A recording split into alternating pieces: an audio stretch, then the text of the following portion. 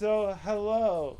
So I'm with Serge from the Goons.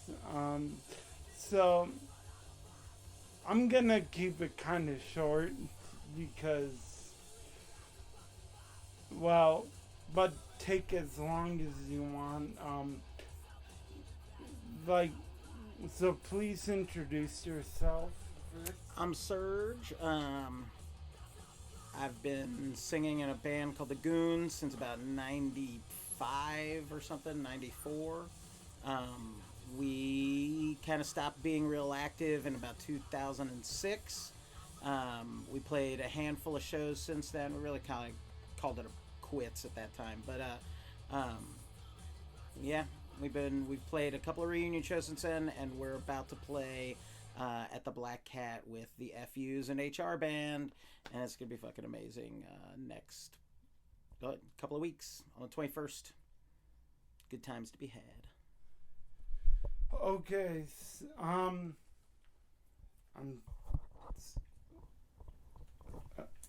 just adjusting volume. Okay. So I'm gonna flip this record. what are your influence? Oh, you are. Keep talking. Well, I will. What are? Well, I'm sorry. I'm freaking out now. It's a blooper now. Hey, no, keep it rolling. Yeah, I'm still rolling. But what are your influences? So when we started the band, we were listening to the Dwarves a lot, and we were listening to the New Bomb Turks a lot, and the Dicks. My bass player, was really more trying to write songs that sounded like old UK 82 style punk rock, but I think me and him grew up listening to too much classic rock for it to sound anything like that. So there's a lot of classic rock influence to our music too, like Leonard Skinner, Van Halen, Pat Benatar. It's all in there. Yeah. So you mentioned Van Halen. Have you ever heard of Mammoth WVH? No. It's Van Halen's son. Oh, okay. Wolfgang Van Halen. Is that his band? Yeah. His his band project, whatever we call it.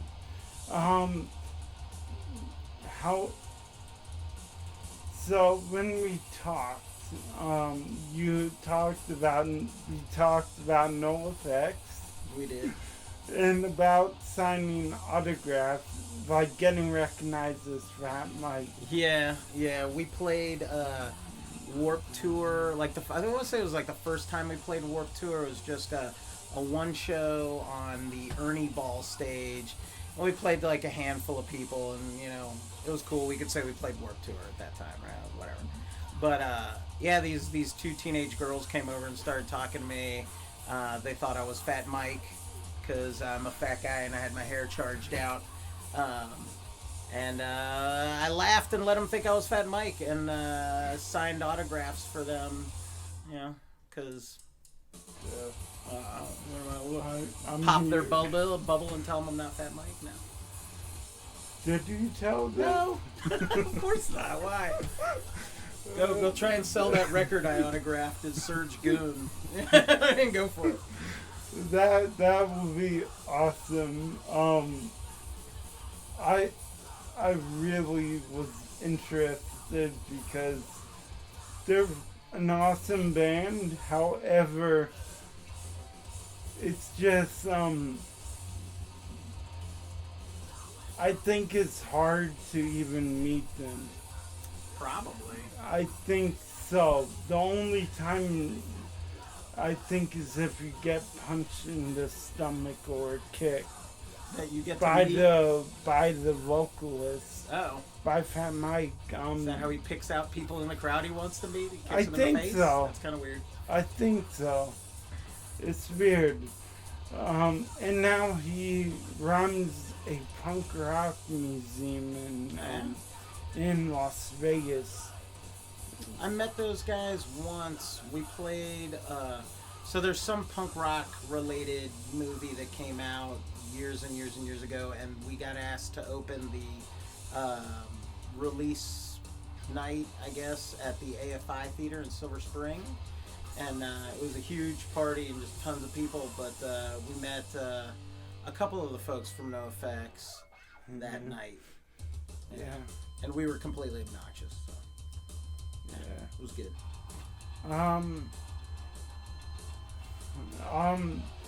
Well, so, like, I like to ask random questions. What is your favorite food? Since we live in DC area. That's a hard one. I am a fat man. A fat man likes to eat. I like a lot of food. Yeah. For the purposes of today, I'm gonna say that I like ravioli. Yeah. I like raviolis. Like Chef Boyardee. No, God, no. Raviolis with some dignity, man. Those raviolis that are going to be delicious. I lived in Italy for about... Yes, that. About yes, a few months, and let me tell you, the food there is amazing. Yeah. I bet it was fun. I'm looking behind and seeing, like, the crusty hills.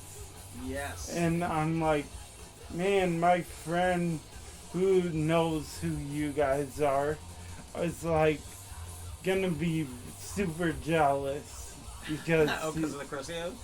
Yeah, so everything mostly. Do you remember when the Simpsons movie came out? Yes. So there's a 7-Eleven on Kenilworth Avenue nearby, and they turned it into a Quickie Mart. It was awesome.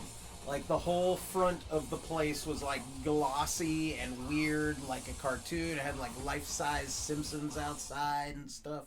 And they were selling all kinds of Simpsons-related shit. So, like, the Crustios, there's a can of Duff beer up there. There's a couple of cans of Buzz Cola up there. Yeah, man. Like... I just nerded out on that place. It's like this weird feeling you get, you know, your whole life you've been watching this silly cartoon, and then, one day you walk into this place that is familiar to you, and it's full of life-size Simpsons, and it kind of like breaks that weird part of my brain that has separated that out of my reality, you know? I'm like, wow, the comic book guy is outside. Okay. I mean, everything's crazy. And then I see, like, I don't know how to explain it, but you're a collector, let's just say that. I collect weird stuff. And then, and that looks like, something like in that paintings and, like, those cigarette machines. Oh, what? Where? The one next to the F-bomb. The F-bomb? Oh, that thing. That's supposed to be Charles Bukowski as a zombie. Oh. I was in North Carolina, and there was this weird festival going on, some art festival, and one of the things going on at this art festival was that they were hiding little pieces of art like that all over Greensboro. And me and this friend of mine were hanging out in Greensboro, and I came across that. She told me what it was, and I was like, Is it a block of wood? Yep. Okay. So that's like the cigarette machines. There's machines that you pay like $5 and you put it in a cigarette vending machine. Yeah. And instead of cigarettes, it dispenses art. I like it. I had a friend of mine that kind of wanted to do that with a bubble gum machine, like a little gumball machine. Yeah. And put little pieces of art in there. May I ask what record that was? That was Government Flu. Okay.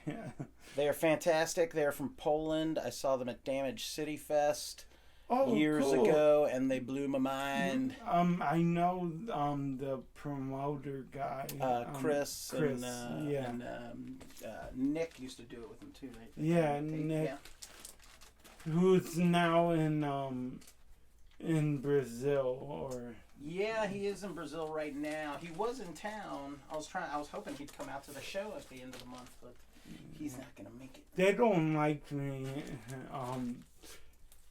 They do like me when I'm there, but then they see that they just Who doesn't like you? well, it changes. It's like they don't know me. They did, and then they don't, and now they do, and stuff like that. And also, I have weird history with Coke Bust. Huh. It was back when Bust Off played with Coke Bust. They were like, the members of Bust Off were like, oh, he's not in the band. And Double negative. that's cool. I love this. This is cool. And then seeing all the records, you can like sort of smell. Like, smell the records. yes. Smell the punk rock all over them. Yeah, it feels, the energy feels way different than other places. So I hate to, well, I don't hate, I love to do this, to talk about how you said you're trying to raise funds. Yes. So our guitar player, PJ, recently passed away on December 27th, I think. He was born with cystic fibrosis, and, he had a lung transplant like 20 years ago, which prolonged his life. And unfortunately, side effects of all that medication, etc., he ended up getting cancer as well. And all during lockdown, he was fighting cancer. And then he ended up cancer-free, and we booked this show. And unfortunately, the cancer treatment was, really rough on him. And so his lungs started to die, and unfortunately, like I said, he passed away. We love that guy. He was awesome. And so in his name, we're trying to raise some money for cystic fibrosis. There are some t-shirts that we're getting printed that all the profits from that are going to go to Cystic Fibrosis Foundation. There's also the guy, Chris Suspect, who put out our first record that PJ was on. He is bringing like 5, 7, something crazy like that, copies of our first 7-inch that has been out of print since like 95, and he's going to sell those at the show, and donate the profits from that to Cystic Fibrosis Foundation as well. And I'm trying to figure out what else we can do that night. There's a poster that a friend of ours who's a painter, he painted. I think we're going to sell that off as well, and give the profits to Cystic Fibrosis Foundation. He said it was the one that they were responsible basically for making him live a better life. Yeah. That is really good. I mean, I love these foundation raising money things. Yeah. Because the only way we can do cause is if, well, I hate to say it, but if we say, sorry in my language, but I'm gonna say fuck like those mainstream, like those the mainstream foundations. Yeah, because they're Yeah. taking all the thing, and Yeah. then the average Joes, yeah, that's what I call normal people, like normal, not actually normal. Yeah. Those people then get influenced to do that, influenced to do mainstream places, like To donate to mainstream yeah, charities. mainstream charities, and then but it doesn't bring enough spotlight to some of the real problems. Yeah. Like, Cystic fibrosis is gnarly, man. Like, yeah. The fact that he lived as long as he did is amazing. yeah. Yeah. My doctor said it's like amazing that someone older got cystic fibrosis. Oh, no. He was born with it. Yeah, He was born with it, but I mean, I think he knew that he was born with yeah. it. Yeah. It's amazing that he lived to be 50 and died at 50. Yeah. Yeah, it's pretty cool. I'm a little like scared for me because I have nerve damage all over, and you don't see it, but every couple hours or something, my legs freeze up, and I'm paralyzed for like a couple minutes. Like That one does leg not sound like fun. It hurts. Is it sudden? Yeah. Like, can you be sudden- walking across the room and have it just kick in on you? I all of a walk, sudden? and then I just fall right over. Fuck that. I'm sorry. man, Today it that sucks. happened in the bathtub. Oh. Dude, people get really hurt falling down in the bathtub, man. Be careful. Yeah. Good thing I have a bar. Oh, good. So- yeah. Because I can't really. It says, yeah. Turn your shower into a bath for a little while. Yeah. Well, we have a shower and a bath combined, so that's good. But it is outdated in a way. But, so what is your prized possession of records? My favorite record, huh? My most prized record. Man, there's a lot of them. Is 7781 a record? This is a collection. It is all of Gang of Four's releases. If you ever gotten into Gang of Four, Gang of Four is pretty dope. This came out last year, I think, or the year before, or something. Oh, It's like it's a book and four LPs. oh. Yeah. I'm thinking of personally making a box set or something for Yeah. me to sell. Like, it would be cool. Yeah. I Yeah. was thinking, like, put it in, like, a lunch bag. Like a paper sack. Yeah, and just, like, a CD and a cassette tape and artwork and stuff, and then sell it cheap. Yeah. It would be like $20. There we go. So, one of the first records that I bought that I was insanely stoked to have was this guy. No, where is it? There we go. What's this guy? So, this is the Dead Boys' second record, and I love the Dead Boys.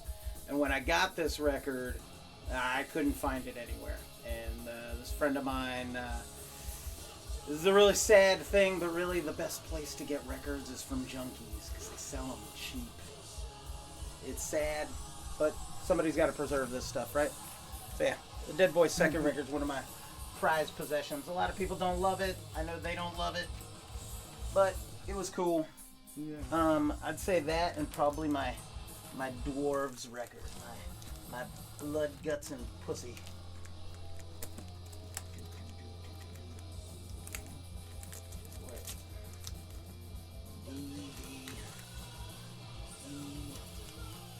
How am I not finding where the dwarves?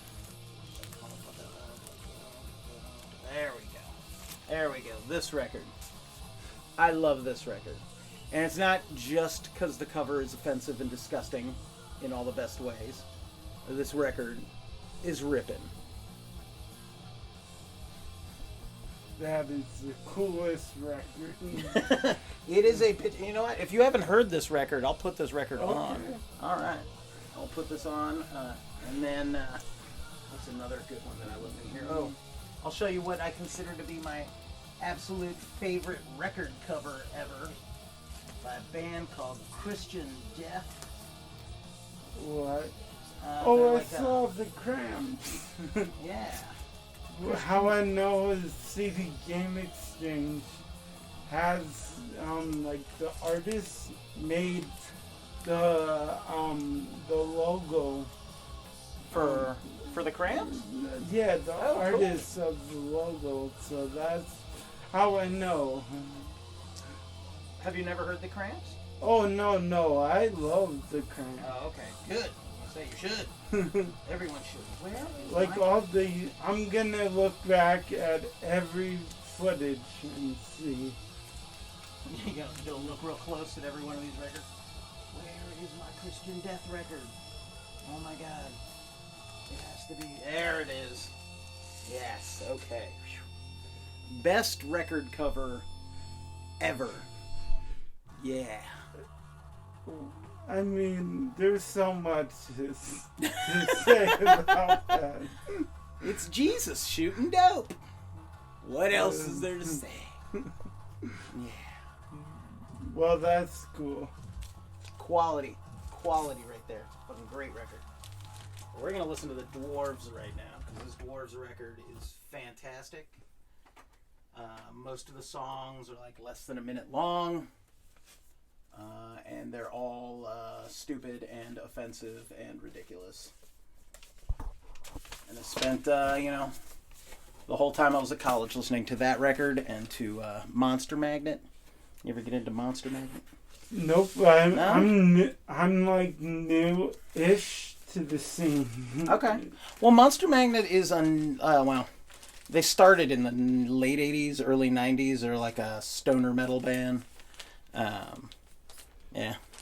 I don't know. I love them. Their later stuff isn't as great, and I think it's because they had to make money for somebody. Because that's what you do when you're when you're signed to a real label.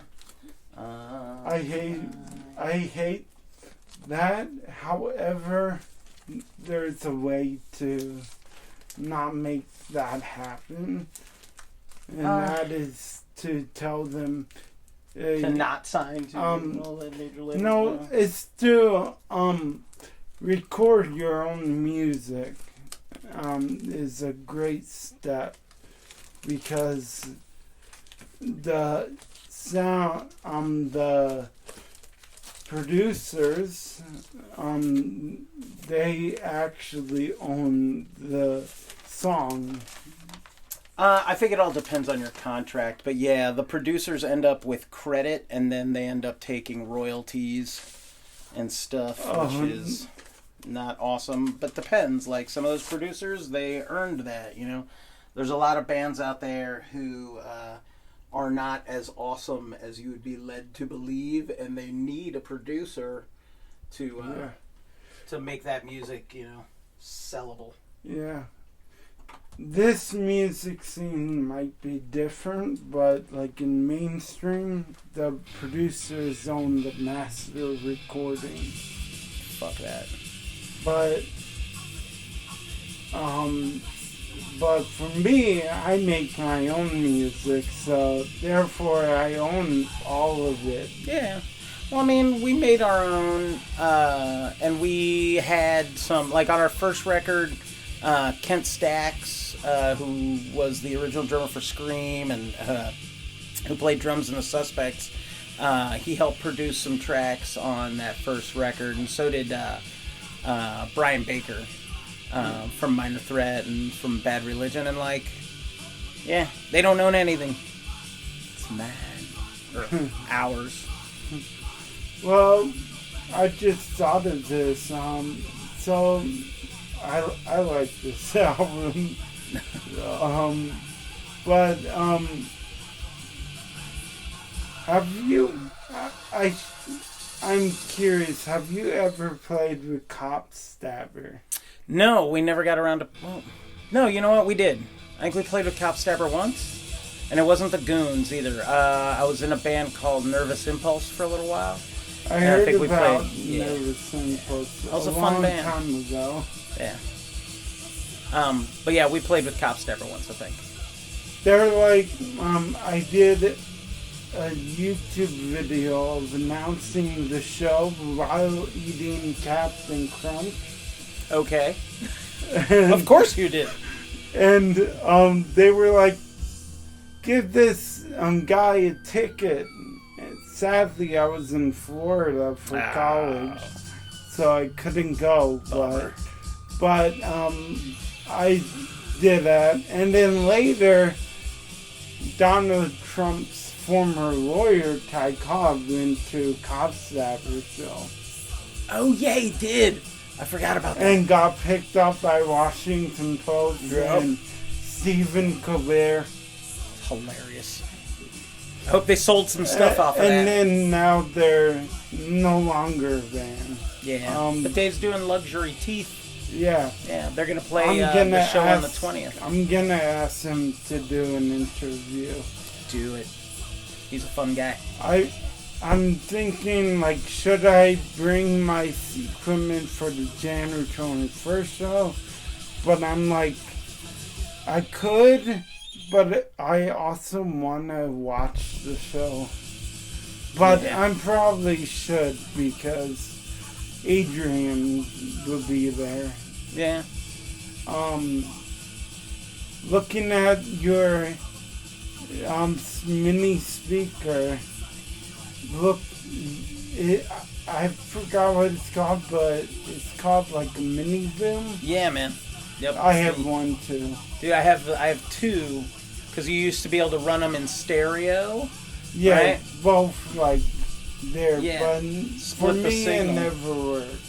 It worked for me, but now Apple updated some things about the OS for devices that are newer than mine, and the current OS that runs on mine won't split the signal to stereo with those anymore. So I gotta get a new phone to be able to do that, and I'm not doing that. I have this loudspeaker, it's Bluetooth that's like that tall. It's like almost an amp. Cool. But that goes throughout. That can connect too.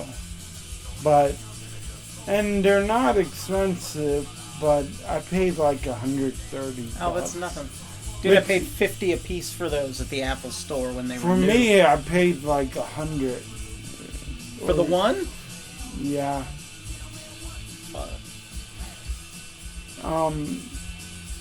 Don't ever buy from Best Buy.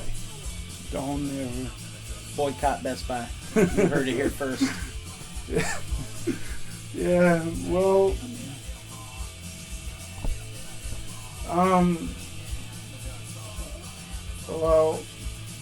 it's all cool. The art and,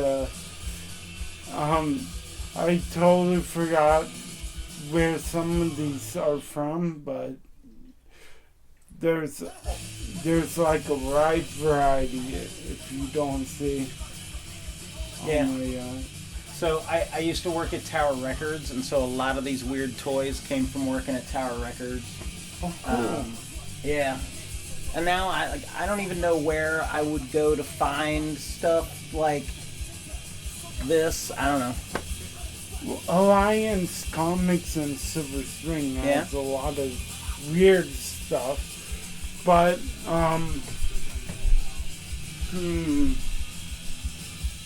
they're for comics and stuff. Alliance Comics. Yeah.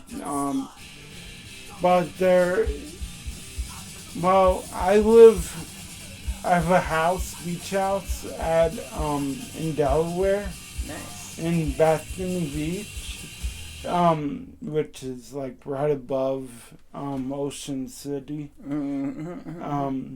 And that there's like a comic store has everything, and then like there's but nothing as new. But I know Alliance Comics has like all the new stuff on the first level, and then all the older comics are on the bottom level. Cool. And that includes like graphic novels and stuff. I have not been buying comic books in a long time. Like, I still have all my comic books from when I was a kid, but like, I don't know, man. I was, like, me and my friend, we went to Awesome Con in 2014, okay? And this guy, we've been friends since like the first grade. We used to go to comic book conventions together and do all kinds of, play Dungeons and Dragons together and stuff. And like, but we both kind of gave up on that stuff. And even though we ended up at Awesome Con, like, we were just kind of looking around like we were ahead of our time. We left all this behind. And now there's like, you know, conventionally attractive women who are obsessed with all this stuff. Like, if we were 10-year-old us would have loved this stuff, but like, I don't know. I got more into buying records. You know? Yeah. Chicks will talk to you back then when I you had cool remember records. 2014 Awesome Con. That's the one in DC, right? I remember that day. I had a show that I booked at the Pinch. It was. I miss that place. It was a free festival, free fest. Like, I got people as far as Baltimore to come and play, and free admission, and it was. Was it packed? Because the convention was right around the corner, right? Well, oh no, I'm thinking of Warehouse next door. For some the reason. Pinch is 14th Street, Yeah. like 14th. It's like near where St. Stephen's is. Yep. St. Stephen's is pretty cool. Then there's like La Casa. Yeah. And have you ever played La Casa? Nope. I went to one show at La Casa, probably like It's hard. 7, 8 They don't years book ago, shows anymore. The place is real small. It is. I've been there. I want to go to shows that are just a little bit bigger than that. Just a little bit bigger. Well, No. I would too. Yeah. I mean, the Black Cat will be big. I can't wait, man. I It's gonna be played so fun. there. I forgot who I played with, except I remembered the headlining band. Cornell West Theory. That's it. Like, there was one other guy who came from Philly to play, Yeah. and then it was just crazy. But yeah, I mean, I'm excited. Me So, too. I'm just seeing. Well, I'm gonna end it